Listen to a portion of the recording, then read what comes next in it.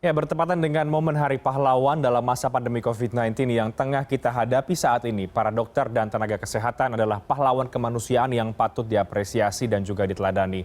Presiden hingga para pejabat negara pun menekankan perjuangan para tenaga kesehatan saat ini tidak kalah heroiknya dengan perjuangan pahlawan di masa kemerdekaan. Malam hari ini, spesial di Hari Pahlawan, kami akan berbincang juga dengan pahlawan kemanusiaan yang juga adalah dokter relawan COVID-19. Tentu ini ada banyak sekali pahlawan kemanusiaan di masa pandemi seperti saat ini.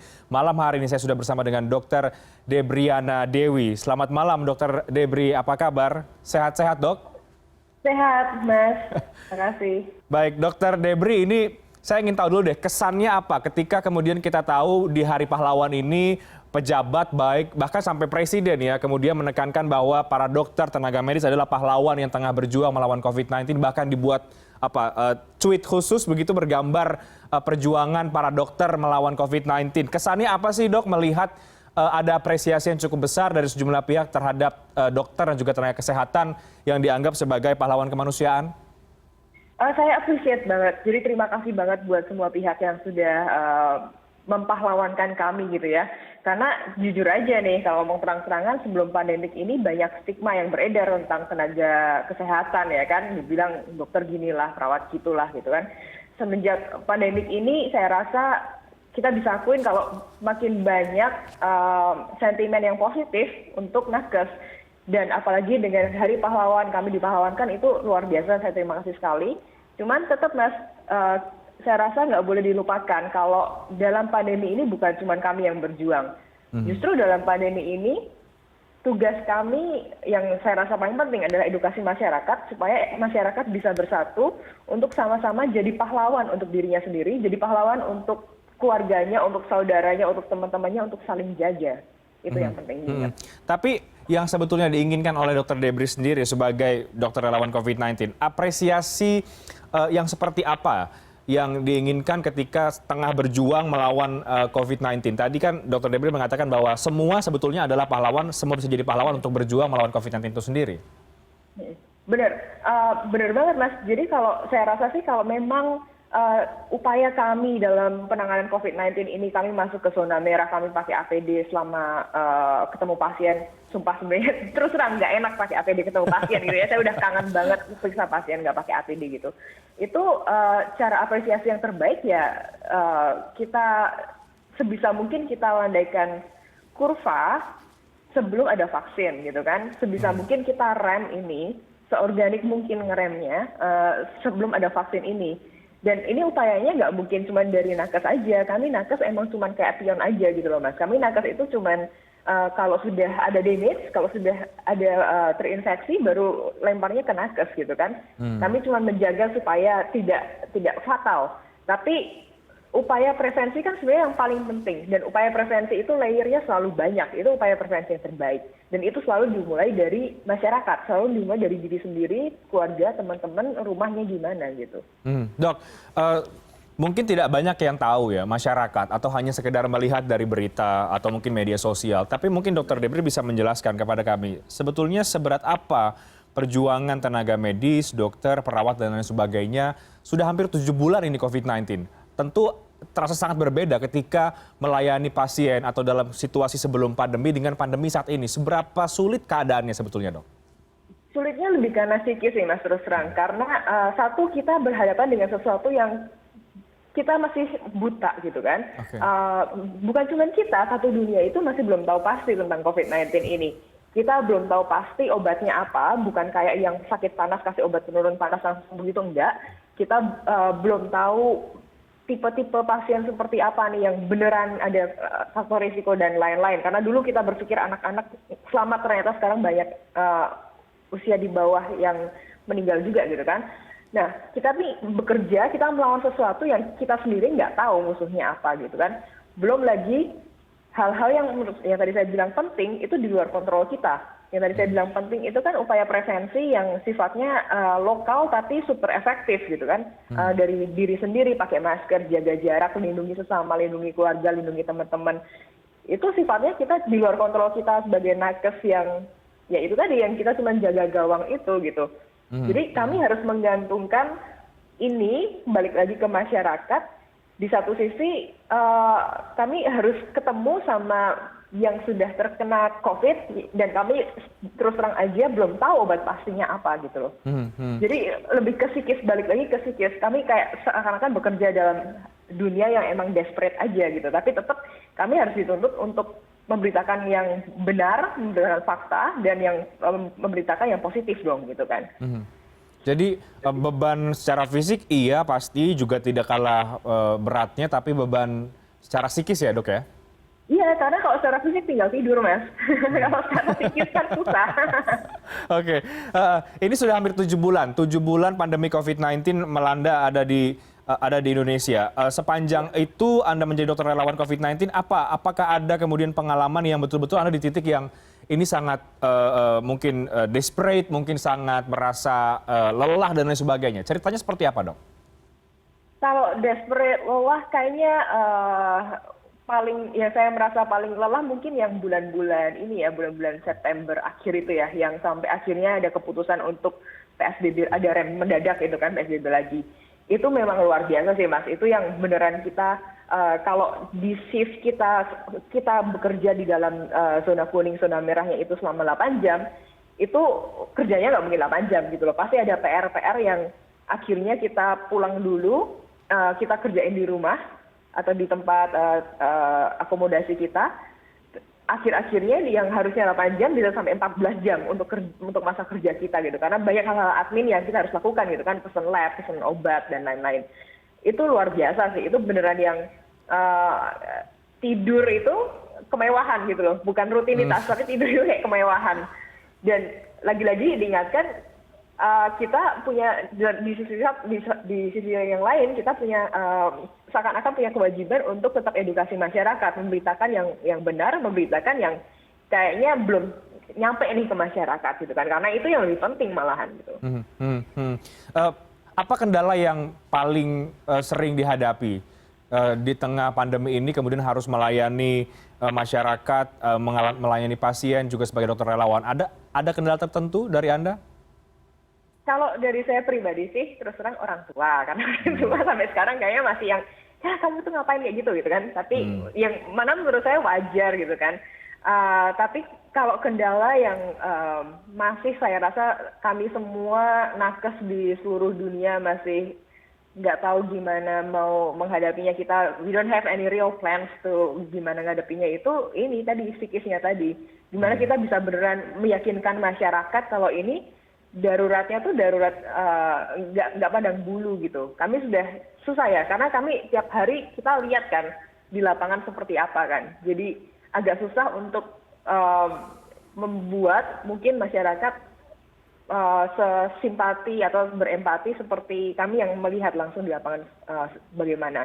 Tapi tetap saja saya rasa kalau memang basisnya adalah basis, kalau kita pengen jadi humanis gitu ya, kita pengen tetap saling jaga, saya rasa nggak perlu bukti terlalu banyak untuk itu gitu. Saya rasa pemberitaan dari media pun sebenarnya sudah cukup gitu ya, cukup kuat, cukup dikeluarkan kalau ini tuh nyata gitu. Nah, yang Anda lihat sejauh ini masyarakat bagaimana, Dr. Debri? Apakah sudah mulai ada perubahan untuk lebih aware ya, lebih peduli terhadap COVID-19, lebih mengantisipasi, atau masih sama saja? Karena kan tentu ini perjuangan bersama sebetulnya, bukan hanya perjuangan tenaga kesehatan, tapi juga kita semua. Apa yang Anda lihat sejauh ini dari masyarakat itu sendiri? Tapi dijawabnya nanti, Dok. Kita harus break terlebih dahulu. Kami akan segera kembali usai jeda. Anda kembali di Newscast, saya masih bersama dengan Dr. Debriana Dewi, dokter relawan COVID-19. Dr. Debri, kembali kita ngobrol lagi. Anda melihat masyarakat sekarang bagaimana, Dok? Kalau kita tadi sepakat bahwa tidak hanya kemudian ini tugas dari dokter saja, tenaga kesehatan saja, tapi juga semuanya bisa mengambil peran untuk menjadi seorang pahlawan kemanusiaan. Apakah sudah mulai ada perbaikan kesadaran masyarakat soal COVID-19? Saya rasa iya, terutama di Jakarta ya, itu beda banget sama yang waktu pertama kali 2-3 bulan awal COVID ada di Indonesia. Saya terus terang kurang tahu kalau di daerah seperti apa, karena kalau yang cuman yang saya dengar aja, banyak yang masih nggak patuh, banyak yang masih nggak pakai masker dan nggak mau jaga jarak, banyak yang masih nggak percaya kalau COVID itu ada gitu ya. Cuman kalau di Jakarta sih saya rasa sejauh ini saya lihat udah jauh lebih mending, jauh lebih patuh. jauh lebih sadar untuk pentingnya deteksi dini gitu ya. Jadi mau swab, mau cek kalau misalkan panas, batuk, rasa saling jaganya itu udah kelihatan sekali kalau di Jakarta. Dok, yang jelas dalam sepanjang pandemi ini kita tahu sudah banyak sekali tenaga kesehatan, baik itu dokter, perawat yang harus meninggal dunia karena terpapar COVID-19. Saya yakin tentu mungkin Anda dan banyak dokter lainnya juga punya ketakutan soal itu. Bagaimana kemudian mengatasi kekhawatiran, ketakutan melihat banyak rekan-rekan tenaga kesehatan, dokter yang juga harus menjadi korban karena berhadapan dengan COVID-19? Yang lebih mengerikan itu memang ketika kita melihat teman-teman kita jatuh, Mas. Kita mungkin, apalagi yang seumur saya ya, masih sok-sokan sombong gitu kan, kalau kena juga paling OTG gitu kan. Jadi kami masih berpikir kalau kami sendiri, amit-amit ya, kami sendiri yang kena, mungkin kami nggak apa-apa. Tapi begitu kami lihat kanan kiri ada yang berkejatuhan, kanan kiri kami yang biasanya kami kerja bareng satu tim gitu ya, satu tim perawat atau satu tim dokter gitu, tiba-tiba masuk karena COVID, tiba-tiba harus di ICU, tiba-tiba harus pakai ventilator, itu luar biasa, Mas. Saya nggak nyangka bakal se-down itu hanya dengar teman saya masuk ICU gitu ya. Saya nggak nyangka dengar kabar teman saya habis diintubasi atau pakai mesin ventilator itu bikin saya beneran nggak bisa apa-apa itu gitu. Itu juga baru pertama kali soalnya kejadian sama saya, dan rasanya nggak bisa percaya aja gitu kan, karena saya ngadepin pasien COVID yang banyak yang nggak apa-apa, dan itu yang saya beritakan juga di masyarakat. Tapi ini saya ketemu teman saya sendiri yang pekerjaannya juga sama seperti saya, yang seumur saya, yang juga sehat, tapi keadaannya nggak bagus gitu. Itu emang luar biasa, bikin kita jadi tambah parno, which is good gitu kan. Kita perlu ketakutan itu supaya kita proteksi diri kita beneran diperketat gitu. Jadi beneran pakai APD dan saat melepaskan APD itu nggak ada kompromi. Benar-benar harus semuanya tertutup. Waktu copot APD juga dicuci yang bersih, disinfektan yang bersih. Dan nggak cuma waktu ke zona merah aja, justru yang paling penting itu kan saat kita nggak ada di zona merah. Karena kalau kita lihat dari semua penelitian yang ada, rate of infection yang paling banyak itu bukan di zona merah, tapi di zona kuning atau zona hijau, Mas. Di saat kita merasa aman, itu ternyata nggak juga gitu. Ketika ada teman sendiri yang Anda tadi katakan justru menjadi korban dan kondisinya juga tidak bagus, bagaimana itu menghandle perasaan yang campur aduk, tapi juga di sisi lain tetap harus bertugas, Dok? Susah banget, Mas, karena kan biasa kita tahu keadaannya di saat kita bertugas, karena kan itu biasanya teman satu rumah sakit gitu kan. Jadi kita tahu waktu kita lihat dia keadaannya nggak bagus, itu susah banget sih. Lagi-lagi karena kita harus profesional, makanya kalau Mas mungkin pernah dengar, sering dibilang dokter sebaiknya nggak menangani keluarga sendiri atau pasien. Pokoknya kalau pasien jangan yang teman atau kita kenal lah, karena baper banget gitu kan. Dan itu memang terbukti waktu kemarin, waktu lihat pasien yang ternyata teman sendiri dan itu tadi sejawat kerja bareng gitu, itu luar biasa bikin nggak bisa fokus sih gitu. Tapi lagi-lagi karena harus profesional. Kalau yang biasanya keputusan dari manajemen, biasanya kalau yang terlalu bikin baper gitu biasanya akan dioper ke yang lain. Dan kita juga sadar akan hal itu juga sih. Ya. Dokter Debri, terakhir apa di Hari Pahlawan ini, di mana tidak hanya dokter, tidak hanya tenaga kesehatan yang bisa menjadi pahlawan kemanusiaan, tapi kita semuanya bisa. Apa pesan yang ingin Dokter Debri sampaikan kepada masyarakat luas? Saya rasa kalau mengangkat topik kepahlawanan ini dan pesan untuk mungkin bagaimana untuk beraktivitas atau berkegiatan yang mengangkat kepahlawanan ini, just do apapun yang sifatnya baik, yang basisnya memang kebaikan, dan kita melakukannya dengan tulus gitu. Karena di saat kita melakukan itu dengan tulus, di saat basisnya itu kebaikan, pasti nggak akan ada matinya kita berbuat sesuatu untuk sesuatu yang sosial impact-nya besar gitu kan, sesuatu yang beneran bukan egonya kita nggak ada gitu. Jadi sesimpel itu aja sih, sesimpel di saat kita merasakan ketika kita melakukan itu tuh tulus, dan ketika kita melakukan itu basisnya kebaikan gitu aja sih. Apapun itu bisa menjadi sesuatu yang sifatnya kepahlawanan tadi. Makanya saya bilang nggak cuma nakes kok di sini yang pahlawan.